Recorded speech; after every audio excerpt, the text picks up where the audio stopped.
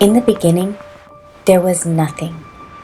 Literally, the world as we know it, it didn't exist. Then God created. He created the heavens and the earth. Yup, that small speck there is the earth. On that speck, God created all kinds of amazing creatures. But the most amazing of them all was man and woman.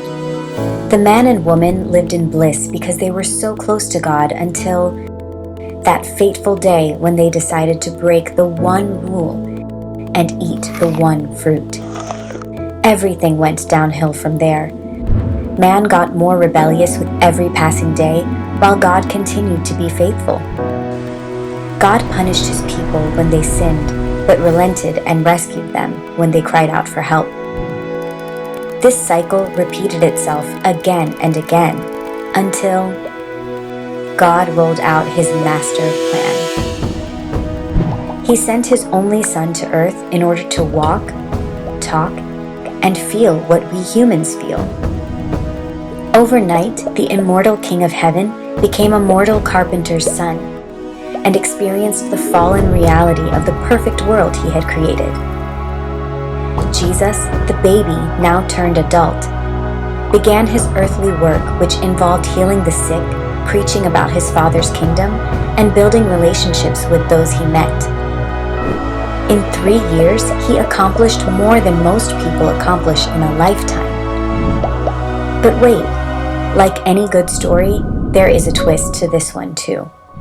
As Jesus' influence began to be felt, he was betrayed by a close friend, handed over to the religious heads, and taken into custody for the crime of blasphemy. Jesus was bullied, mocked, humiliated, falsely accused, betrayed, and finally paraded through the city carrying a cross. He then was crucified on a hill between two criminals and suffered a low, excruciatingly painful death. Lonely, suffering, betrayed, forsaken by his Father, Jesus then breathed his last. It felt like the mission had failed. I mean, how does it succeed if the leader dies? How does it succeed if the followers scatter and hide in fear? Things looked blurry and unclear until the third day. The body disappeared and Jesus came back from the dead. He did the one thing no one else had done before or after him. He conquered death. Conquered? Heck, he pummeled it into the ground. You see, in case you didn't see the dots joining, the cross became the bridge to eternal life. We don't need to run around in circles to find salvation. Jesus did it all. So where does this leave us? Today we live in an upside-down world. We suffer from heartbreak, stress, depression, abuse, loneliness, poverty, addiction, and sickness. Our brokenness can leave us feeling, well, broken.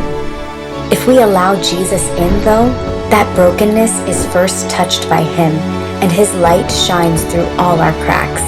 He then continues to restore us until we are completely whole again, the way God intended us to be.